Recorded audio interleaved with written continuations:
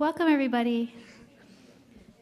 Thank you, everyone, for joining us for this really important event. My name is Leanne. I work here at the People's Forum, and we are so honored to have here with us today the Committee to Reestablish a National Union of the Homeless. This is a really, really exciting moment. I'm really looking forward to hearing from all of these incredible leaders that are gathered here today. And I just want to go right into it. So I'm going to pass this to Anthony Prince, who is on the Committee for the Reestablishment of the National Union of the Homeless. And please enjoy this panel.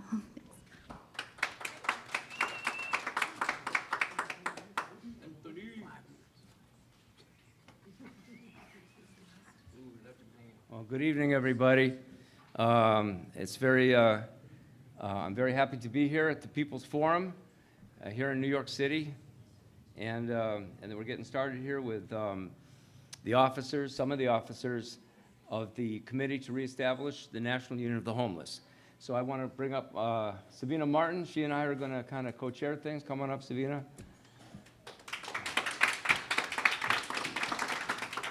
And the empty chair is only because Wes White, who's for the Salinas Homeless Union, Francis Ford Coppola, we call him, because he's a documentarian for the union. But he'll come up for when it's his time to speak. Savina, you want to open it up for us? Sure. Well, welcome everybody to the first Officers Training School of the National Union of the Homeless. We're reestablishing the forming of the National Union of the Homeless. Are we going to introduce everybody now? Okay. So again, my name is Savina Martin, and I was one of the original folks that came into the national discourse when we disrupted the assumptions of homelessness and organizing the poor back in the mid-1980s. We were clear, we were committed, and we were dedicated to the struggle to call attention to our plight, fight, and insight around the dehumanization, the criminalization, and the stigmatization that continue to blame us for our own poverty. And with that, we collectivized our strength, struggle, and began to build and mobilize around this country to demand and take over and organize what we knew was ours. So should I just stop there, and then we'll introduce the rest of the panel? I'll let Tony do that. All right. Okay. We're going to kind of tag team a little bit here. And you see, let me just go ahead. What we're going to do is I'm going to introduce everyone first, and we'll just call them up one at a time to speak. And so you see a lot of yellow shirts here. It says California Homeless Union. And then you see this gentleman here on the side here. And James, I'll start with James Scher. Most of us are from California. We had some other cities that at the last minute, we had some difficulties. They're going to have to do a makeup school for them. So James is holding down the fort for the East Coast, and he's balancing out all these Californians. So we're going to start by introducing James Scher. James Scher is from Boston and the Massachusetts Homeless Union. Come on up, James. Bye. That's all I got. You'll have more. We have questions Okay. next time. All the time you need. Good evening, everybody. Really glad to be here. Really an honor to be here for the relaunching of the union. I'm from Boston, as Tony said, and as you can see up here, I was the co-founder of the first homeless newspaper of its kind, Spare Change newspaper. And what I mean by the different from a lot of other newspapers is because we were actually started by homeless people. We came together basically because we were tired of people controlling the narrative about what we were really about. Like, you know, you guys are all bums and you're there because you want to be, and you're mentally ill, and we want to tell our own stories. And the other reason was because obviously we're up against a system that doesn't really care about us. So we decided that we would care and empower ourselves. And I got involved with the union almost a year ago. Savina actually dragged me into this kicking and screaming, and I'm really glad to be here, and really good to be a part of changing things, which is exactly what we're going to do.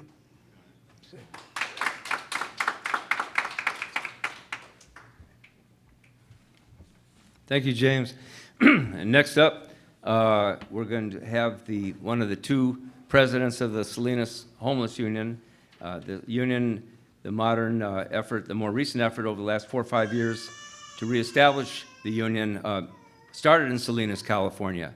And so we have Wes White and Rita, the co-presidents of the Salinas Homeless Union. So first up will be Rita Acosta, Salinas, California. Come on up, Rita. Hello, Rita from Salinas, California. I started can't even know what to say. I became homeless in 2012. I came to Chinatown in Salinas. I did the first Rules Run Tent Community. I also was co-chairman with CSUMB for the FLESH program. It's home. Public hygiene lets you stay human, because we are human beings and we do need a place to go to the restroom. I became the voice of the people due to the fact that people around us, nonprofits and stuff, treated us like if we're crap, and a lot of people just didn't know that just because we're homeless doesn't mean we don't have a voice. And two, it's everywhere. Homelessness is everywhere, and I just think that people need to know that even though we don't have a place, we don't have a home, we're in tents or wherever we're able to be, now it's really scary because there is no place they want us to be. So now we're not just trying to live, we're also trying to exist. And I'm glad to be here with everybody and learning new things, so this way I can take these tools home with me and fight the battle that we do have back in Salinas. Thank you.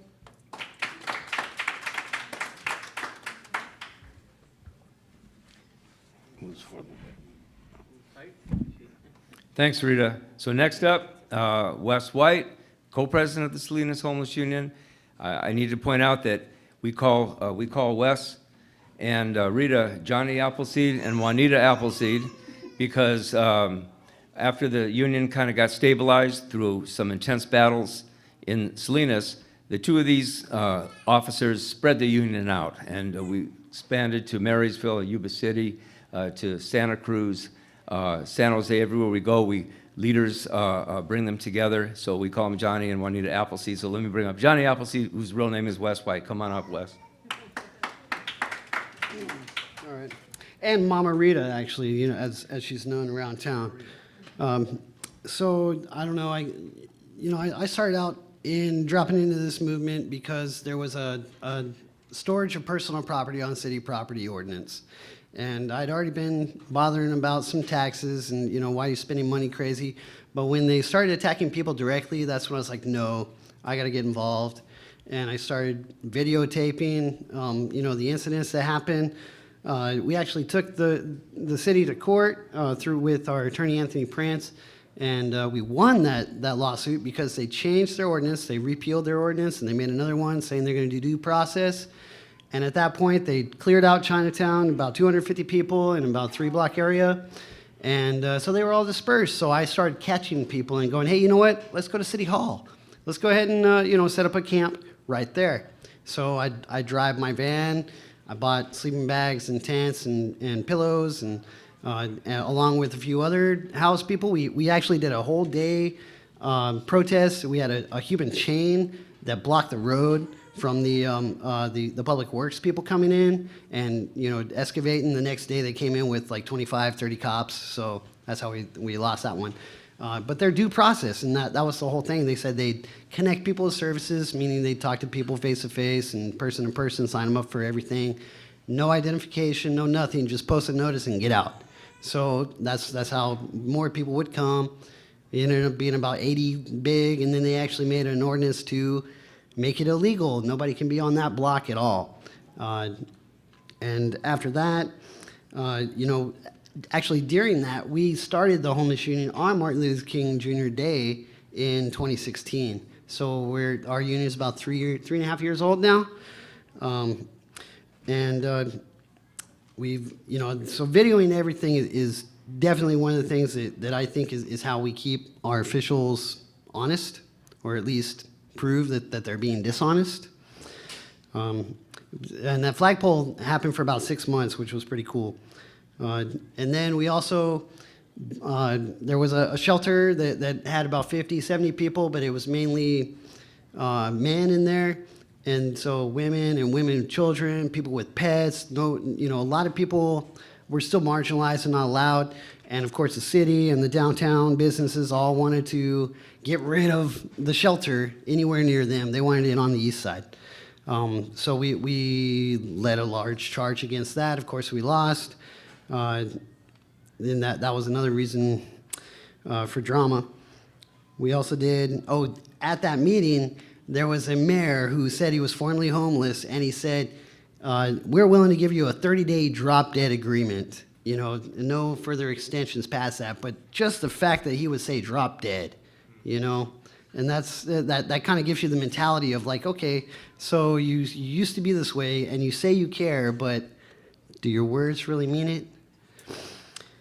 Shortly after that, after the camping ordinance was made illegal again, we were also trying to help some people out in RVs. So we went and flyered up a lot of people there and got about 70 or 80 people who had their own homeowners association because they owned their vehicles. And that was, I thought, pretty big. And so we've also helped out with policies, like with the county for a safe parking program. What is safe and not safe? What kind of concerns do you have? I mean, if your RV's not level and you turn on your fridge, it could blow up. So those kind of issues. And man, we just been one iteration after the next. Our Sherwood Park 28. Now they used to be in the park as clean and proper, 7 to 7, it became an ordinance as opposed to the unlawful camping, and still didn't matter how clean, how dirty, how little, how much, just the fact that you were there, So they just now threw out in July that it's unlawful again. You can only be on the sidewalk, which of course is a lot more dangerous than being away from the road.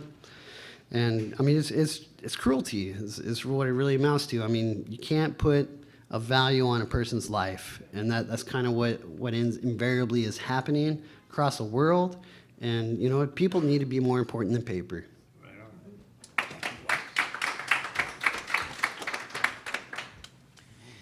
So we're going to hear a lot more from all of our panelists and have a real discussion here. So we're going to kind of move through these introductory remarks, and I might even make a couple more. Though I've been on strict orders to keep mine brief too, because I've been known to talk a little bit more than perhaps I should. But we have a lot to say. I'll say that. And the homeless have been kept silent and told you have nothing to contribute. And at best, we go to these conferences and we're nothing but, token and window dressing. And we're tired of it, man. We're tired of it. And that's why we formed this thing. And we're echoing the National Union and learning what we learned in the old National Union. War has been declared on us. You're looking at the officer corps that's going to say, oh yeah, not so fast, not so fast. And it's just not just the homeless, because everyone's one paycheck away, one medical crisis away. It's a class struggle. It isn't just the homeless, right? And we understand that, and that's what we're learning and studying about in this school. So I've eaten about a minute and a half of my 5 minutes. So let me go ahead and continue introducing people. And next up, Robert Aguirre is from San Jose, California, the most recent person to come on board in our officer corps. And Robert, come on up.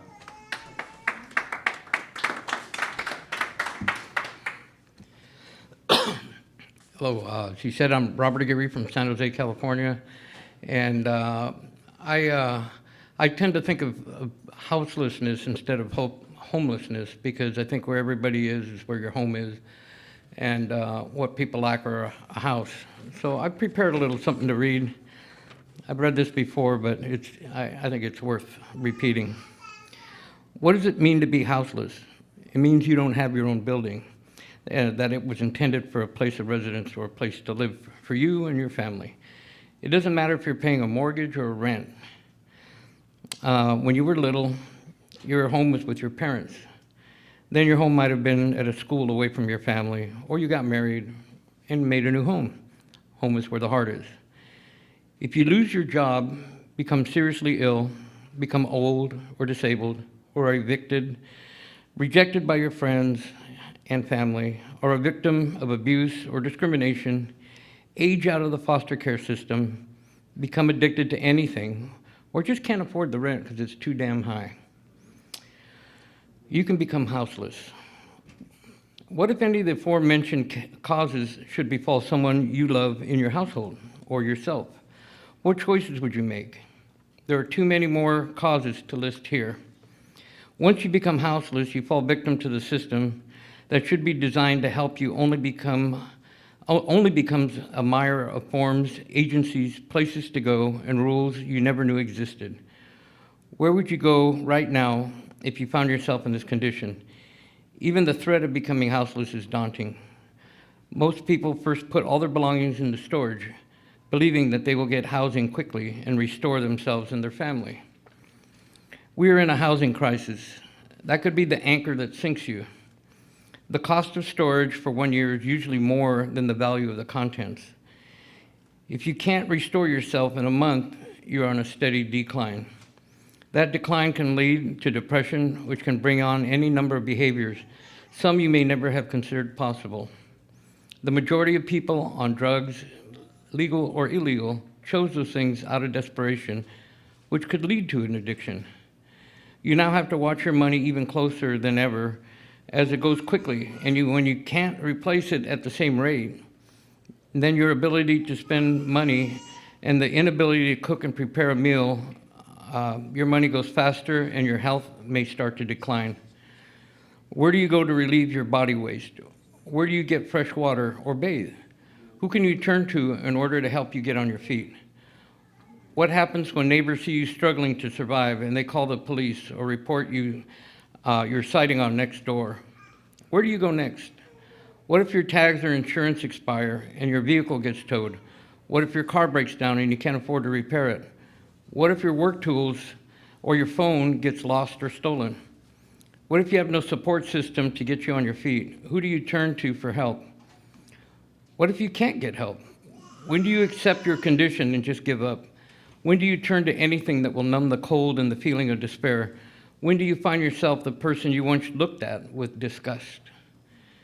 There is a terrible misconception that people that are houseless are all on drugs or alcohol, or lazy or unemployed or mentally ill, or worst of all, they choose to live outdoors.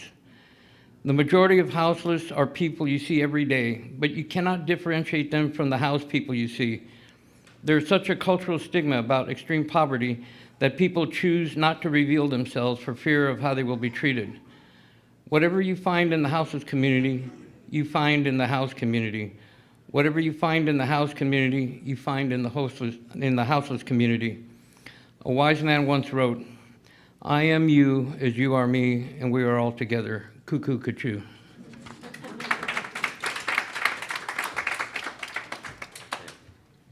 You know, so far, all of our officers have been pretty humble, including Robert. Robert was the real leader in what at one time was the largest homeless encampment in the United States, 68 acres of homeless people right in Silicon Valley, made homeless in part because of the economic revolution we're looking at, which is symbolized by Silicon Valley, the replacement of human labor and the casting off into the human waste pile so many hundreds of thousands, millions of people in this country, that we feel that the union can play a real part in galvanizing that segment of the population that they have no more further use for. We are humans, as we say here, and we're not going to give up our status as human beings simply because the ruling class has no further use for us. Right? Am I right about that? That's always my saying. Am I right about that? Because sometimes, are they agreeing or not? So good, we agree.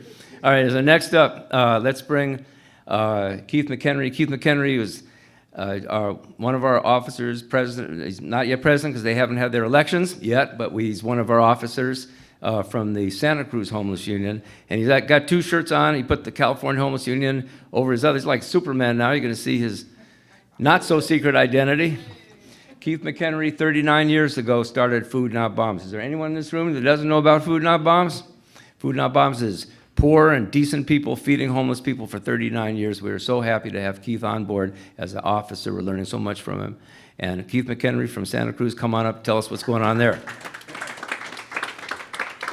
Well, thanks. Yeah, so now Food Not Bombs is in about 1,000 cities and 65 countries. And the first struggle I had was involved with homeless and their supporters was in Boston in 1986 when there was an original attempt to clear Kenmore Square of people living outside, claiming that the reason retail stores were not doing well financially was because of the presence of people like Mr. Butch and other people that lived out on the streets there.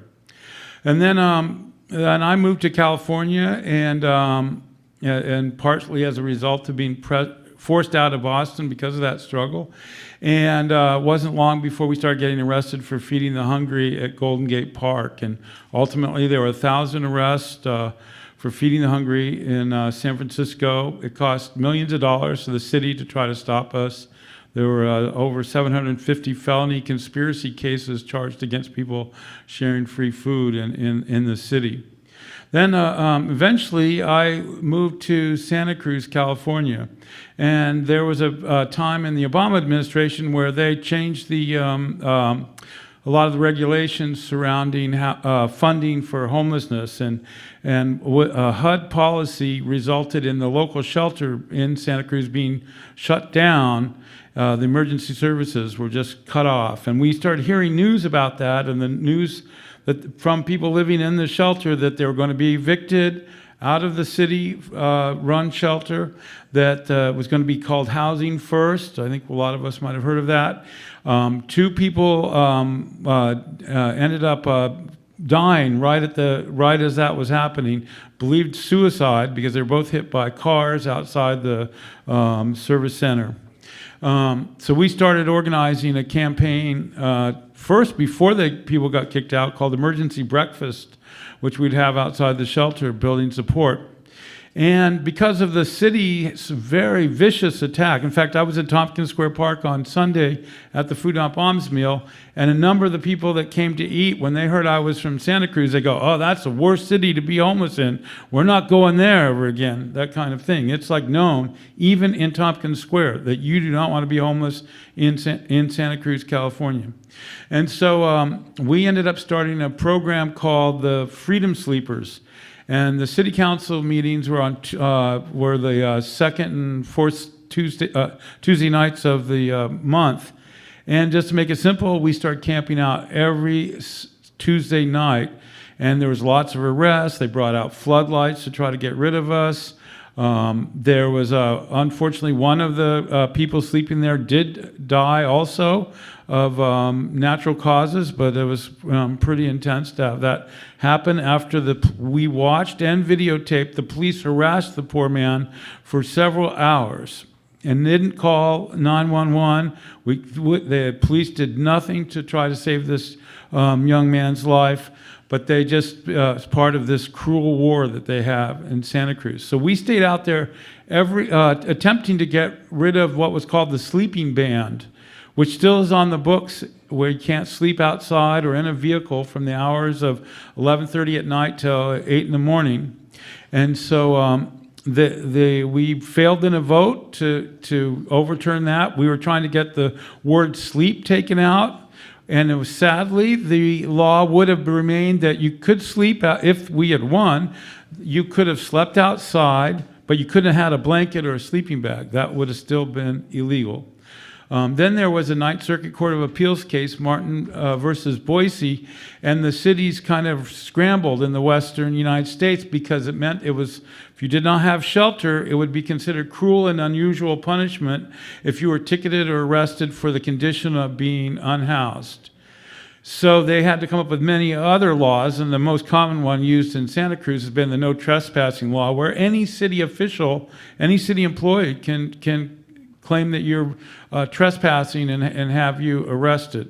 So typically, people are getting $179 tickets that they don't pay within 30 days, and they get a $400 service charge to those tickets. So it's a hotel room in Santa Cruz is about $175 a night. So you actually could have rented a hotel for that if you had that kind of money. So now the newest, we had our protest did result in a temporary camp being started, but when the camp was shut down by the city, there was their own city-managed camp. It was we did the financial. If you added up the money for the 60 people that were in the camp, it came to $1,500 a month for everybody in that camp. You could almost rent an apartment for $1,500. And then, anyway, they then kicked people out, and people started living behind Ross Dress for Less. We called it Heroes Camp because 4 of the people living there saved the lives of a group of school children and another person driving a car in a major auto accident right by the camp. But before long, about 200 people ended up living there. And it was the Gateway Plaza was the official name of the facility. So it was the welcoming to Santa Cruz. You would see this tent city.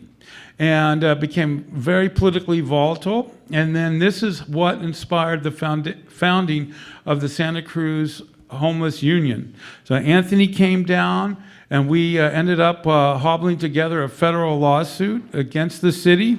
We shocked them when it was in the middle of a city council meeting where they were going to vote to kick everybody out of the camp. We got a stay, right? And the city attorney looked really shocked when he received word that he was not allowed to kick people out.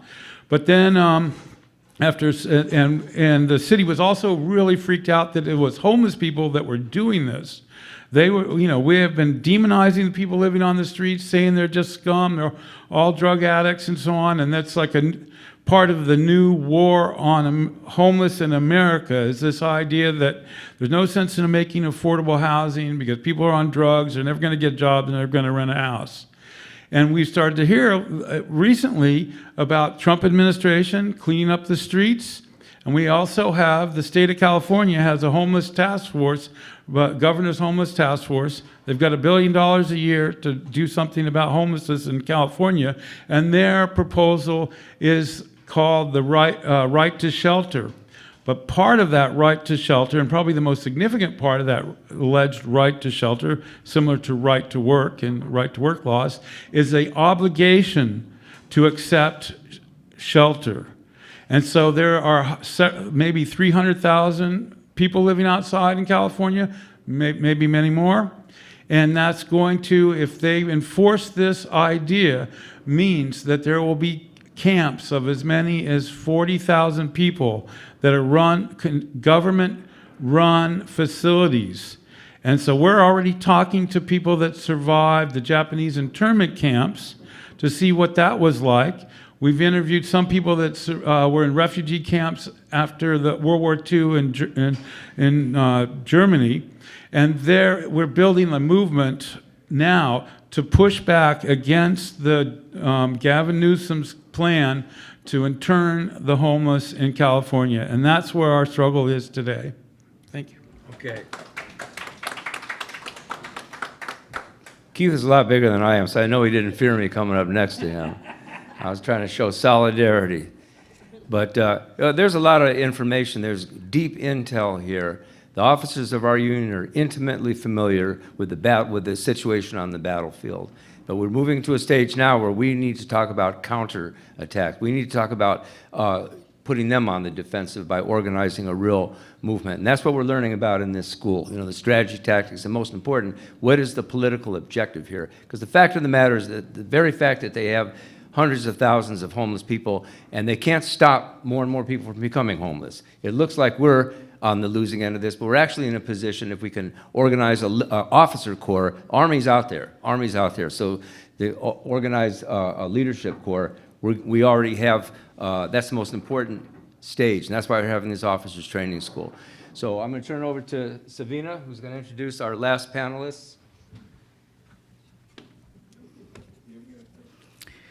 The struggle of women in this movement is real. Okay, we play a major role in building movements. while the National Union of the Homeless was based on the Johnny Tillman model, we were in your face. You know, there were many women, many families. When I came into the situation, I was running from the military-industrial complex. I was a veteran, and ended up going back to my community in Boston, to a war zone, to blight, to vacant buildings coming up out of the 1960s social upheavals all across the country in these urban centers. And I knew something was inherently wrong, right? So we're gonna talk about the women that's in this struggle, who stand on the shoulders of the Ella Bakers, right, of the Fannie Lou Hamers, and who say, enough is enough. We're here to organize, we're here to mobilize, and we're gonna come together in this collective and fight the last piece of the failure, or is it the failure of the capitalist system, or is it working perfectly, right, that manifests itself in this form, where this country, what we're saying is, will no longer regard us as human industrial waste, because we're organizing. We are here and we are organizing, right? And we are studying this system because we know we're up against a state apparatus that is gonna take us out, with whether it's chemical warfare, which is it's a health crisis, right? I mean, the more and more depressed you become, you are going to look for some relief, right? When you're sick, you go to the hospital. You don't go to jail, right? You don't go to jail. But yet and still, they continue to criminalize us, right? When I met up when I was homeless over 30 some odd years ago, we were held up in an abandoned building in Camden, New Jersey, when I began organizing, and had Willie and a bunch of other folks came into that building, and I knew right then and there, I said, I will die here. And it doesn't mean in a bad, bloody way, but it does mean that you know your place in the struggle, just like everybody here. If there's 144 million people, and on any given night, there are thousands upon thousands of homeless men and women living in the shelters and in the subways, then we know that we've got a chance to change this country and to become a new and unsettling force, right? Now, there were veteran women in the camps of San Diego. Now, San Diego has about 32 military bases, right? But the shelter system doesn't understand the language in terms of us being able to, be free and open to say, perhaps we had a bad discharge paper, which locks you out of the systems, right? The system's accountability, or I don't even want to say accountability. The system now rejects you from housing, right? Because you don't have that DD-214. You don't have that DD-214 form.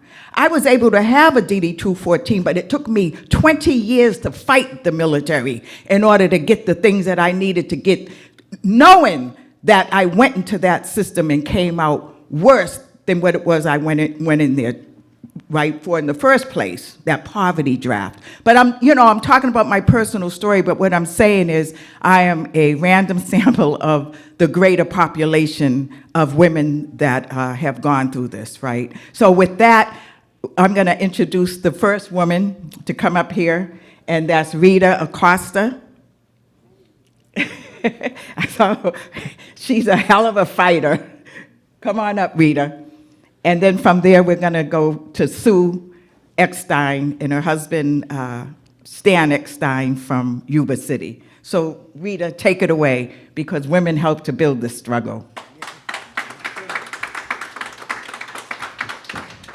Well, I say I keep fighting due to the fact that I've lost 28 people that I know personally that are homeless, waiting for help that never came. We signed up for programs to get housing, mental health, never came. 2 veterans that I know that I was very close to passed away on the street when they were supposed to be, they said, the most vulnerable. Well, a veteran laying on the street that can't breathe, I think, is most vulnerable. Again, it's just really hard to keep up a fight when you see people that are supposed to be there to help us. You know, when I say help, I'm not saying I want money or them to literally help me, but at least give us a chance to live and fight for homes, you know? I say, they would say, why are you fighting to be in a tent? You want to be in a tent? I'm not fighting to be in a tent. I want a house just like everybody else. But if our city can't provide us with low-income housing, can't put a roof over our head, then they shouldn't stop us from putting a roof over our head, even if it is a tent. You know, they just passed a law to give us rights to sleep on the street. Sleep on the street, and we're supposed to be happy about it. I'm like, why would you even want anybody in your community to sleep on the street? You know, with all the money that they spend on doing sweeps, they say it's $15,000. Well, Sherwood Park was having a sweep every Friday. That's $15,000 every Friday they were spending money on putting people out when they could use that money to be putting people in. You know, we had a gentleman that passed away there at the park. They did a sweep, and we seen them sweep everything of his memorial away. And I told them, how shameful for you guys to do that. They said, well, that stuff is not supposed to be here. And I said, well, my friend wasn't supposed to die here either. You know, and they just like, oh, well, what can I tell you? Trash is trash. We're not trash. We're human beings. Human beings that, like, again, I say, no, we're not just trying to live anymore. We're just trying to exist now. The people in my city, if it was up to them, we'd all be gone. We'd all be gone, you know, and they get money. I'm not going to feel bad because I say I want that help that they're supposed to give us or the resources that they're supposed to give us because I know they get that money. I go to city council meetings and ask them what happened to the program that's supposed to be done. 2011, they started a Lead Me Home program that was supposed to put people who lived in encampments in homes. Never happened. We're in 2019. They changed that program to now another program. I'm like, wow, how are you going to change something that never even started? We have a program that they started people up in. It's called the CARS program. I don't know if they have that here to help you get resources. And didn't even exist. They just had the name of it, but the program didn't exist. Now we're hearing the CARS is taking off now. We're going to really get people resources. I'm like, what happened to the CARS program we had before? You know, so people get discouraged because we keep getting told we're going to get this, they're going to help us with that. We got Section 8. We do get Section 8 vouchers, but how many of us really get to use them?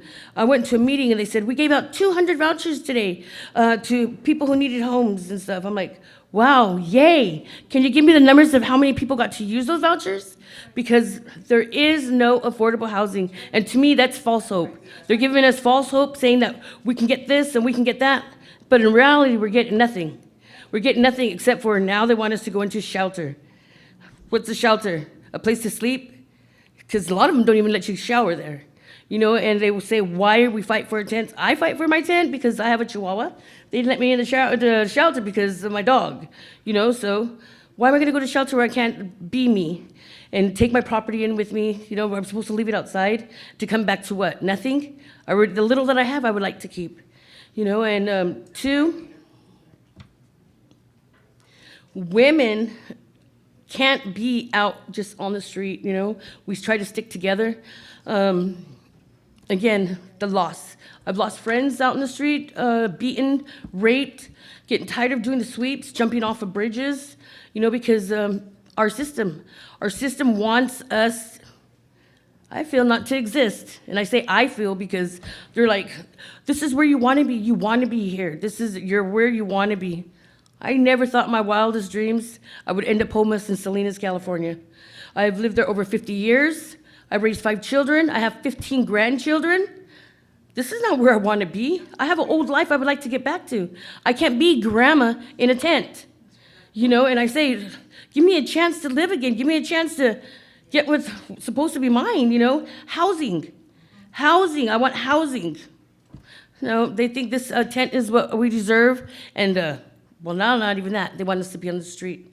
So I don't even know what more to say. I get so upset when I keep on talking about that. Thank you.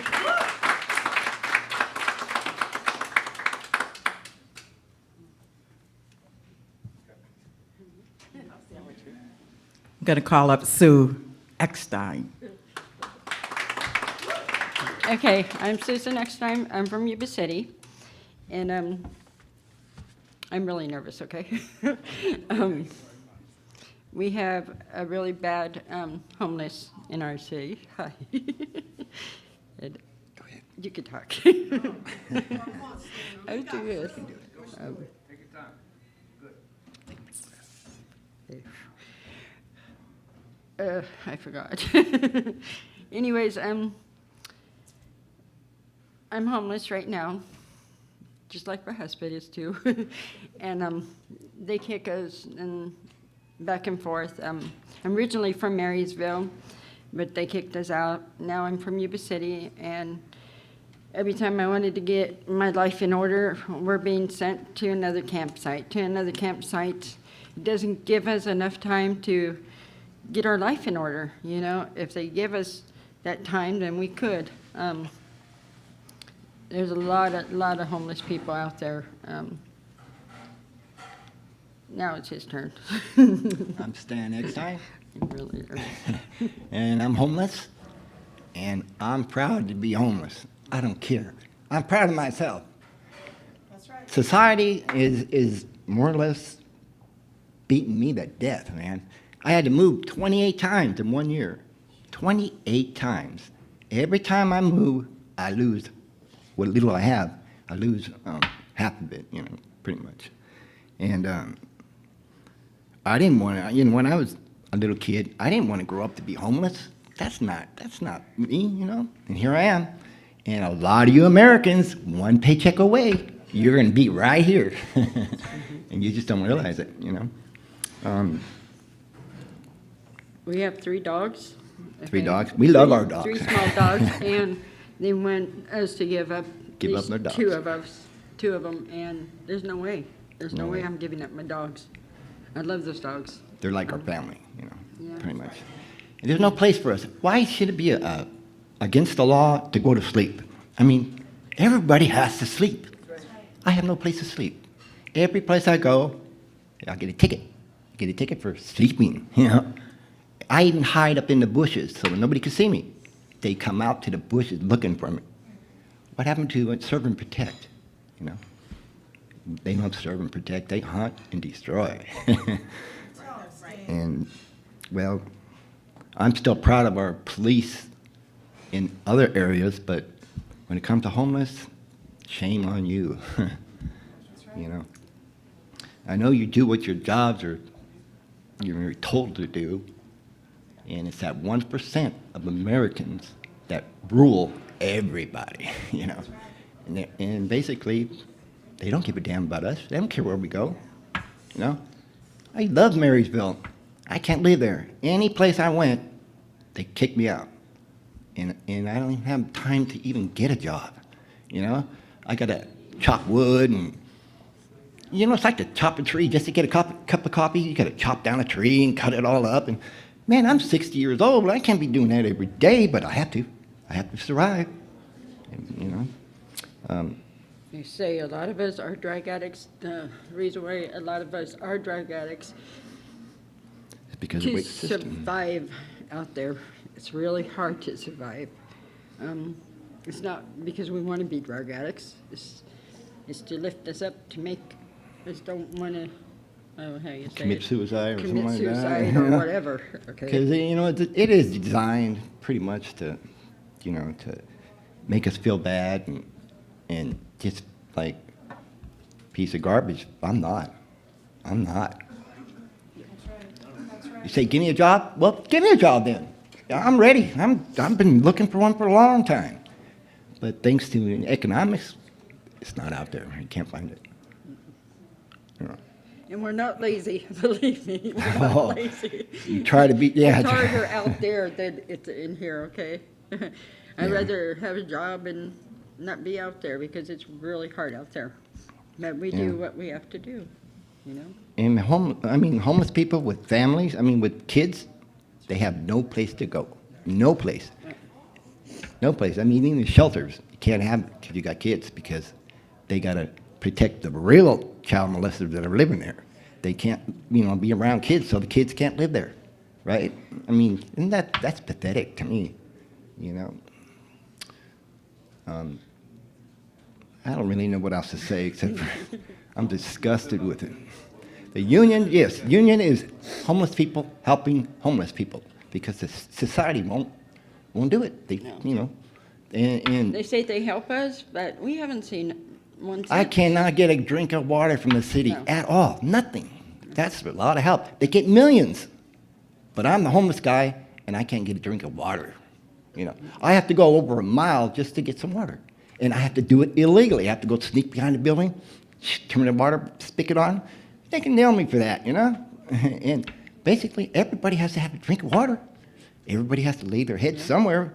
That's not a choice. Everybody has to go bathroom. I mean, Yeah, that's bathrooms. embarrassing. Some of these people have to go potty on the sidewalk. That's embarrassing. Very embarrassing, you know. And you get a ticket for that too. Yeah. But they got to go somewhere. The rules really suck when you're homeless. And I'm here, and the union's here to try to change, educate people into what it's really like to be homeless. If it wasn't for the union, we wouldn't be strong and wouldn't be here. And it is homeless helping homeless because nobody else will. Yeah. That's all I'm going to say. Thank you.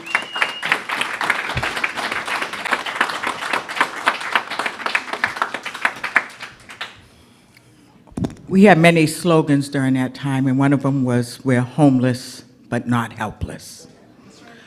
So next, I'd like to introduce a woman who needs no introductions, and whose mother was part of the original National Union of the Homeless in the U.S. And I'm very proud, over 34 years ago, that we have her daughter that's a natural leader. And without her, we wouldn't make it to the places we need to go to or get to. She keeps us together, and she's clear on where we need to go. So without further ado, I'm going to introduce another strong sister. And so let's bring up Kristen Nicely Colangelo.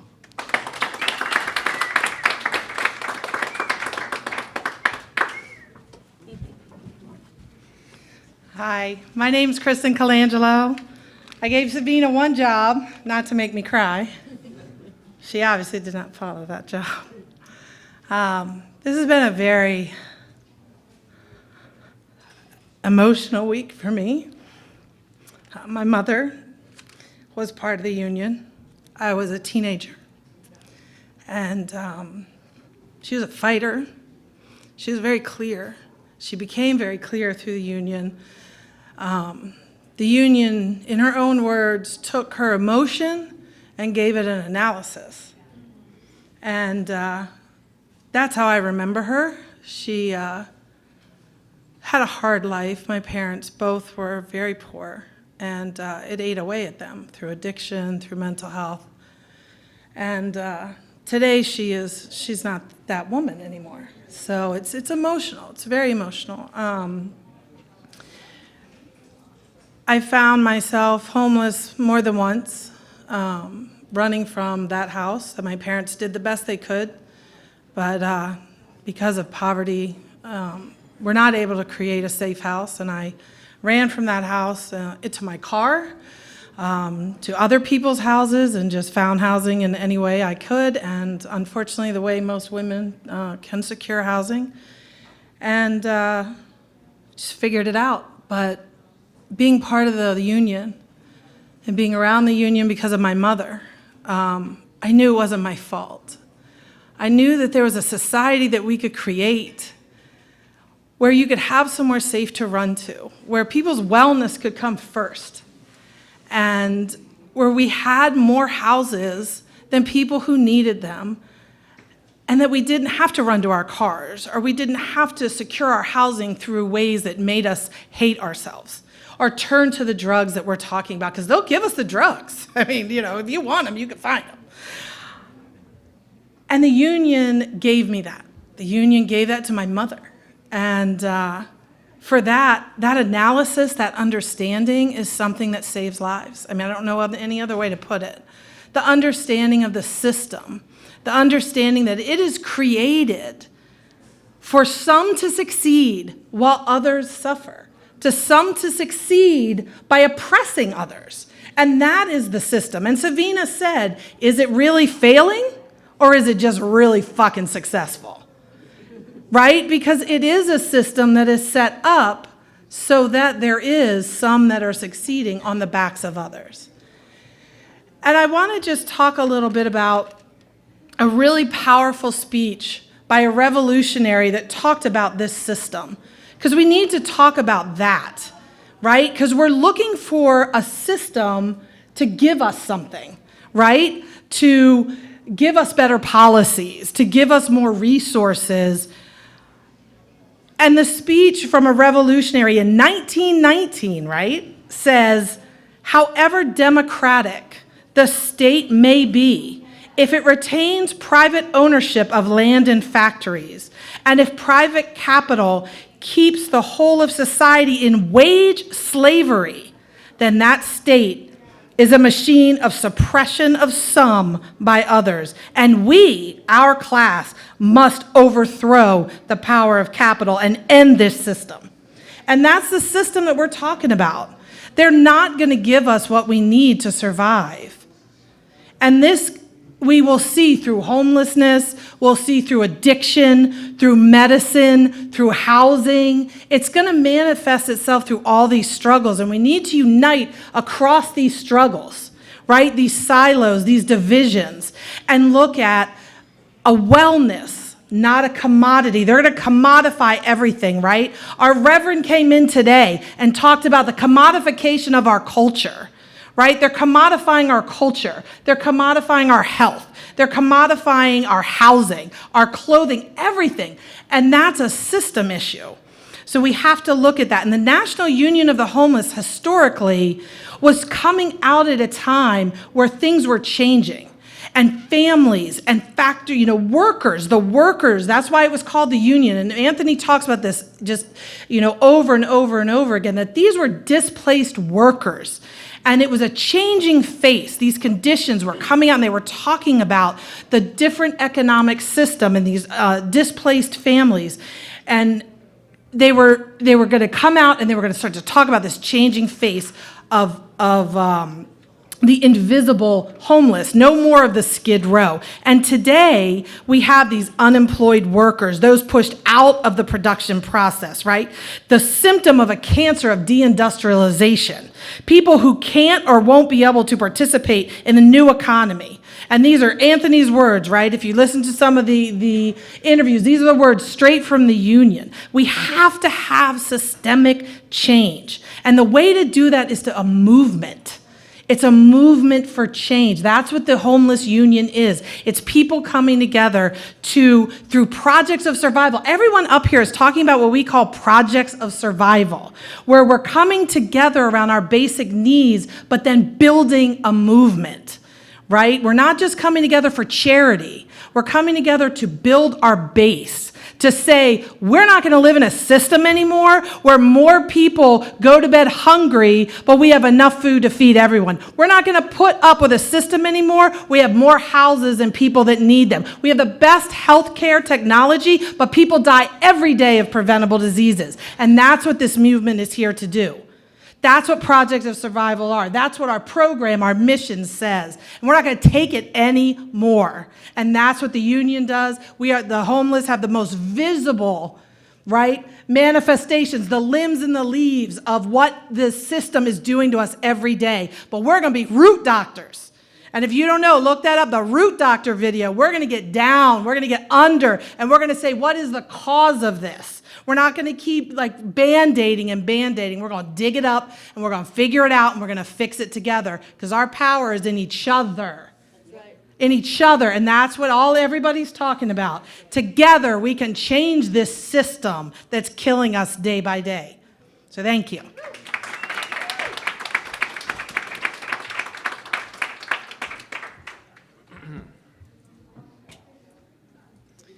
I could not be prouder than to be associated with these sisters and brothers.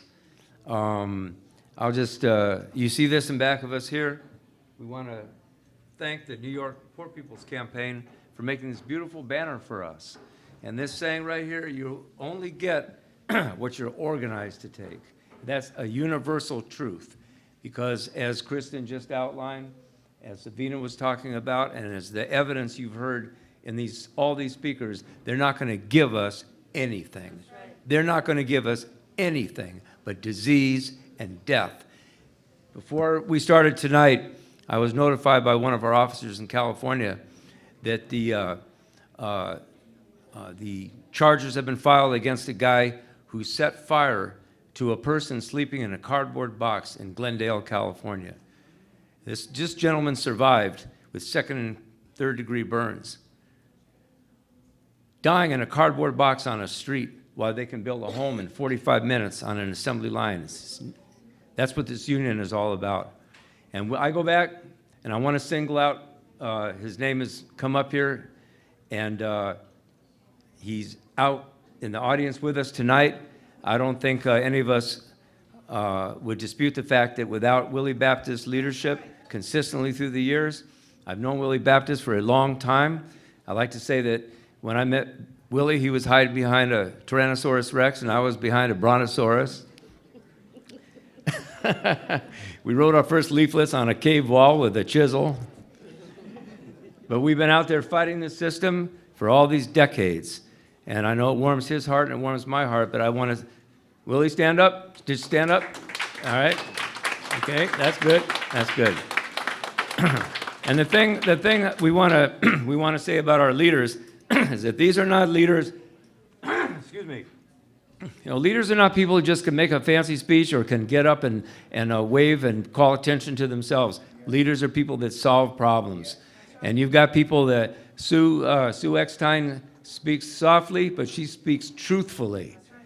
Truthfully. And they say the truth will set you free, but it doesn't set you free automatically. You have to weaponize that truth, and that's what we're doing. We're weaponizing these facts, these statistics, that volumes of those facts and statistics. Pick up the newspaper any day of the week and see this war against the homeless and the inexcusable fact that you have men, women, and children sleeping on the streets and dying in the shelters. We say no more deaths on the streets this winter. We are going to revive what we did with the Homeless Union, where we had the winter offensive. We're going to revive what we did with the Homeless Union. I was there. I was laid off from U.S. Steel Southworks. My family lived in South Chicago for 5 generations, and I saw people I worked with every day in those mills, exiled from those mills. I remember in Homestead, Pennsylvania, when they shut down the U.S. Steel plant, and in the first year that plant was shut down, 26 suicides took place because people conceive of themselves as having only value if they can work and create value for the capitalist class. But we have value. We have inherent value as human beings. So back in the day when I was in Chicago and Gary Homeless Union, and we took the unemployed steel workers and we went over to the housing projects, the Henry Horner homes and Cabrini Green were 80% vacant because they were waiting for the property values to go up. And we went into those places, we took the boards down, we crowbarred, we busted off the locks, went in there, fixed up those units and moved homeless people in there. And we got, because we were organized to take something, right? Now, we weren't able to hold on to those places. We're getting kicked from one place to another, as the evidence that you've heard before us tonight. But with each battle, we're growing. With each battle, we're accumulating experience, and we're bringing more leaders in. I had an older brother that was in Vietnam, and he came back, and he's no longer with us.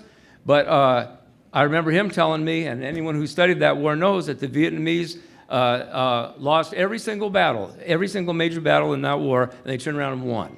Why? Because it was in their country. It was in their country. And they were on the right side of that fight.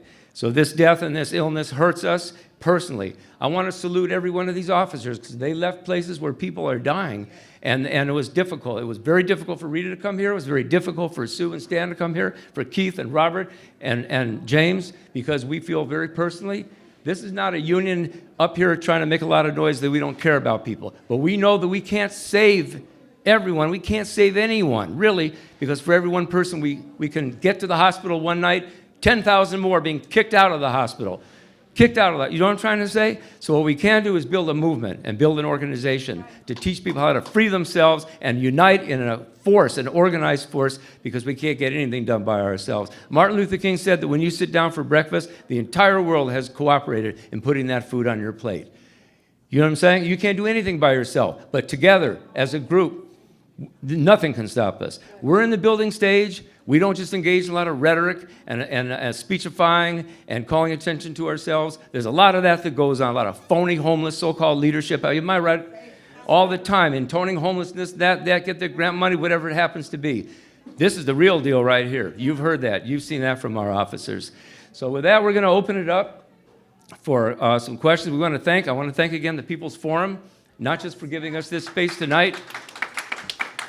All you back there, thank you too for making the People's Forum possible, purchasing coffee and everything else, and attending all these programs.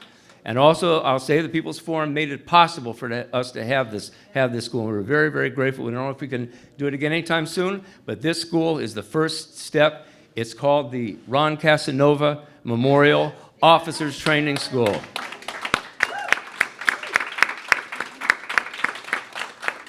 All right, so with that, we want to have some dialogue and questions and discussions and from y'all out there, and additional input from our officers here. So, Sabina, you want me to come on, help me come? You good? James, you got some more to say? Come on. Oh, yeah, I saw you putting your hand up. No, I did not stand here because people can see me. I'm sitting right there behind you. I mean, you give off such a large shadow. All right, see, there you go. I cast a large shadow. I'm telling you, we are a family. We've been welded into a family through this school, you know? It is, and it got back to me that no one here wants to go back to California. James doesn't want to go back to Massachusetts. When you got a school and you've been living in close quarters and eating together and all the rest of it, you know how it is. You know, families squabble, families fight, families get mad, but family's family. This union is family. This union is family. I've been in a union since I was 16 years old. I've held offices, and I've been a grievance committeeman and a safety chairman and an executive board member, and I know all about it. What's that? Open it up. Oh, I am opening it up. No. And I'll close this part and I'll open it up. How about that? All right. So, folks, folks, let's go. Young lady with the microphone.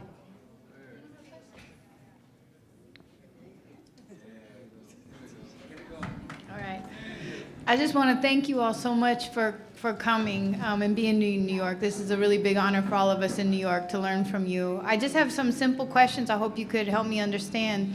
Can you talk a little bit about Ron Casanova, who he was and why the training school is named after him? And then can you also, I'd love to hear how big the union is nationally and also how many chapters there are in California, what the kind of coordination across the state has been.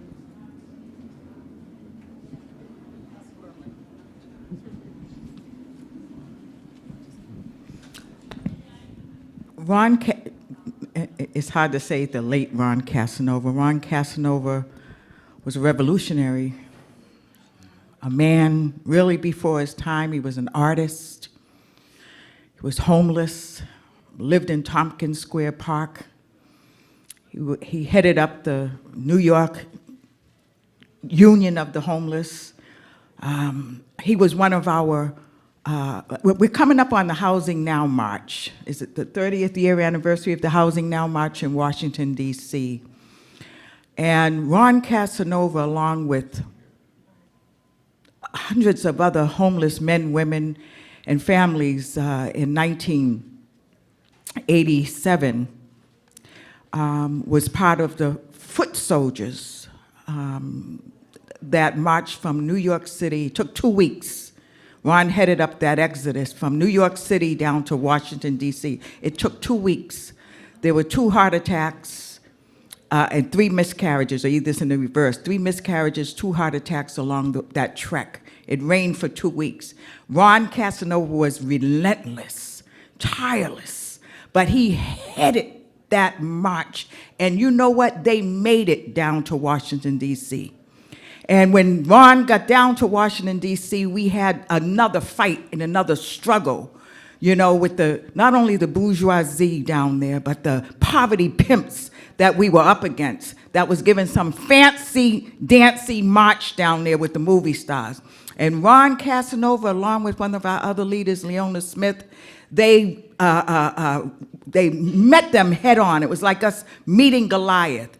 And finally, during some struggle, Peter Canoy was there, we're filming, Ron Casanova was able to make that speech and raise his fists to say, we are the people that count.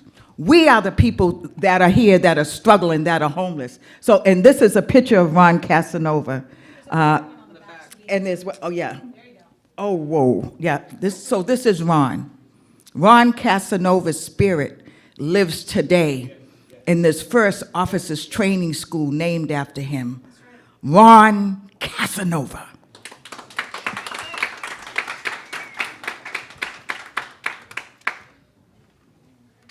If you don't have questions, we'll ask you questions. No, there was second part. Yeah, you should answer the second part. So I think the sister asked about some a little bit more information about the union nationally and in California. And I'll just say that we're in a this is a construction site here. We have about somewhere between 15, 25 cities, small towns spread all across the country where we've had either local unions in formation or actual local unions that exist. In California, we've been at this a little bit longer, about 3-4 years. So we have we keep changing T-shirts the more locals we get. That T-shirt's already outdated. We got about 8 locals in the state of California, some big towns and some very small towns. You guys probably never heard of Marysville, California in your life until tonight, but you heard a lot from Marysville and Yuba City. Huh? 9? 9 in California. There, see, I can't even keep up. So. We got West Virginia, got Virginia. We have a local we're looking at Mobile, Alabama. We have Rochester, New York. Homeless Union has been around for quite some time. I heard they formed in, we got the Boston Homeless Union and Massachusetts Homeless Union because they're also looking at the small towns, Lowell and like that. We have, what is it now in North Carolina? Greensboro, North Carolina, we were down there. We've got interest in Oregon. People are contacting us. I would say that at least once or twice a week we get an inquiry from someone. We want to form a homeless union. The beauty of this internet, Savina always points out, 30 years ago we didn't have the cell phones, the internet, and we built what we built. We have 35,000 members in 25 states. So it was possible to build in, and we learned the lessons of why we built it, and then we're unable to sustain it. We're learning those lessons in the school, but it showed that what we could do. And we did it those years ago. And now we have these devices and we have this communications network, and that is a huge advantage, and we're learning from our technical people and our communications. James, 27 years running the Spare Change newspaper. We are in a good position to really build a national communications network. I'll say a lot of what we do is public. A lot of what we do is not seen. We're like the roots, we talked about the roots. The roots grow first before the plant comes up. So some of our plants and leaves and a little bit of a trunk is coming up, but the roots, you're not going to see them. There's a war on, and we're conducting ourselves accordingly. So we'll keep people posted. I'm a little nervous about all the people coming our way because we have to build the leadership. We won't know what to do with the thousands that will come our way very, very soon. So we've got to get ready for that. So that kind of answer your question. Any more questions? What else should I say? I just did. Oh, any more questions? Here we go, right here, young lady. Oh, thank you. I really appreciate all of you coming. I know it took a big sacrifice for you to make it all this way, and that, you know, you got long travel to get back and so on. So I'm wondering if it would be okay if I sing a little Raging Granny song for you? Yeah? Okay. Well, okay. You want to use that one or hold this one? Yeah, I'll do this one. This is fine. Okay. Now, other people are nervous. I haven't done this as a solo before because I'm a member of the Raging Grannies, and we always try to sing together. You'll recognize us as demonstrations because we wear these silly hats with lots of buttons on them. But we also have songs that are appropriate for particular events or moments. And this song is, I'm going to ask you to help me, since I don't have my other sisters here to help me, to sing the chorus. The chorus is based on a speech that was made by Frederick Douglass in 1855. It's his I Became a Thief speech. Some of you might know that. The chorus goes like this. Listen here, I became a thief, just stole myself from underneath the nasty grip of profit and insatiable greed. Group survival is now our creed. Okay, so the song goes to the tune of the Erie Canal. I've got a mule and her name is Sal, 15 miles on the Erie Canal. You heard it as a child. Okay, so I'm going to start this, and if you could come in on the chorus that goes again, listen here, I became a thief, just stole myself from underneath the nasty grip of profit and insatiable greed. Group survival now is our creed. That's the chorus, okay? If you see someone who is in need, don't just stand there, hear them plead. Say something to assuage their shame. Say capitalism is to blame. Say open up your weeping eyes. See that penthouse in the skies. It's those of there that put you here. Not God, but landlords kicked your rear. Now the chorus, come on. Listen here, I became a thief, just stole myself from underneath the nasty grip of profit and insatiable greed. Group survival now is our creed. Okay, there's more.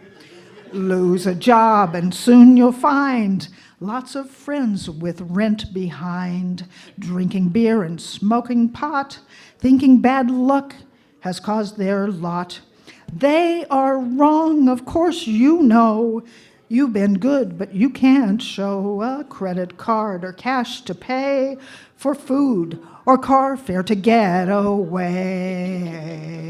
Listen here, I became a thief, just stole myself from underneath the nasty grip of profit and insatiable greed.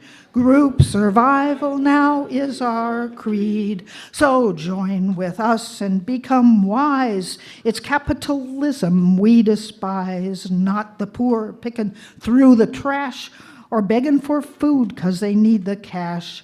Corporations rule on thrones, the state and people their capital owns. So become a thief like me and steal yourself from them and you'll see what's real. Last time, listen here, I became a thief, just stole myself from underneath the nasty grip of profit and insatiable greed. Group survival now is our creed. Again, group survival now is our creed.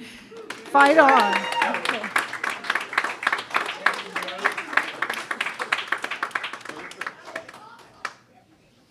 Well, if I could sing, I'd be a raging grandpa. I got a grandson finally, and I used to be in the boys' choir when I was in middle school, but that was a long time ago. So, some more questions or discussion? Let me just say, we're here. You can contact us. We're going to roll out a way have a national dialogue because we can't figure it out without everybody's input. And we're in a study mode and we're in a action mode, both things. You got to fight while you study and you got to study while you fight. You got to walk and you got to talk, you got to think and you got to learn and you got to put everything you have into it, every single thing you have into it. So if there isn't anything else on it, I'm going to ask Savina to come back up. Because we need Savina to come back up. That's what we need to do. And let me just say this, sister here. We've been around a long time, and we're going to be around a lot longer time. We're not going out to the pasture. You know what I'm trying to say? I ain't got no rocking chair. I can't, I don't need a rocking chair yet.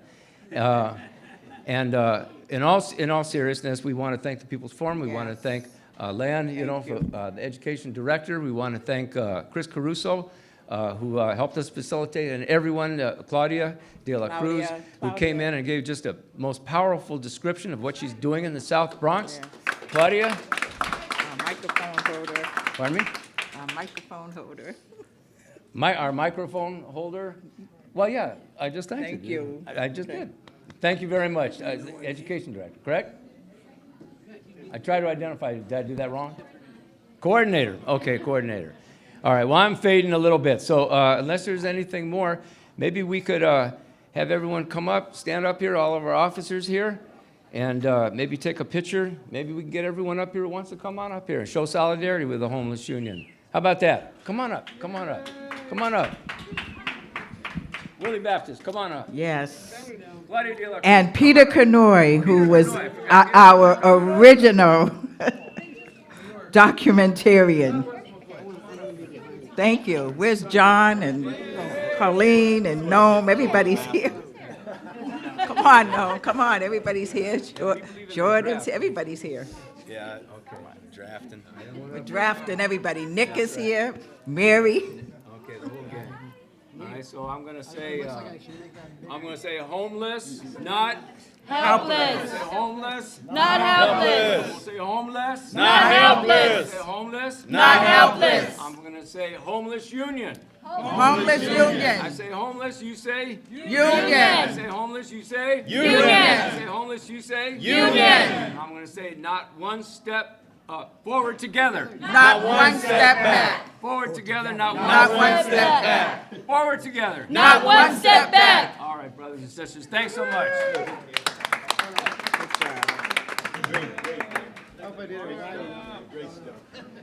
Great job, Tony.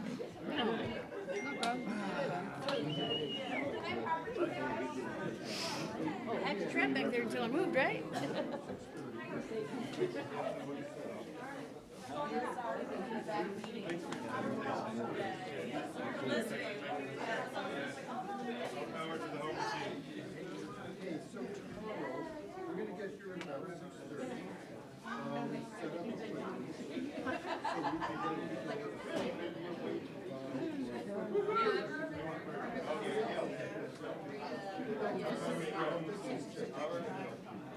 I met you on I met you last Saturday at Riverside. And then I met you two at the Portables Campaign conference. I'm Sierra. Oh, yeah, maybe good.